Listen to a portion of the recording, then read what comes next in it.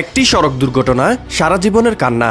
আজ হাটাজারি উপজেলার সাত্তারঘাট হালদা ব্রিজ এলাকায় হাটাজারি অংশে আনুমানিক বিকাল 3:30 থেকে 4টার দিকে একটি ভয়াবহ সড়ক দুর্ঘটনা ঘটে।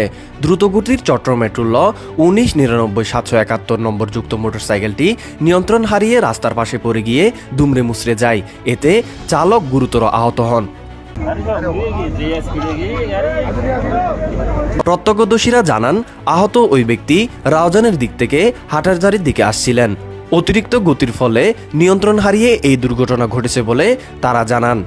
স্থানীয়রা তাৎক্ষণিকভাবে তাকে উদ্ধার করে চট্টগ্রাম মেডিকেল কলেজ হাসপাতালে পাঠিয়েছে বলে জানায়। এখনও তার পরিচয় পাওয়া যায়নি বলে বিভিন্ন সূত্রে জানা যায়।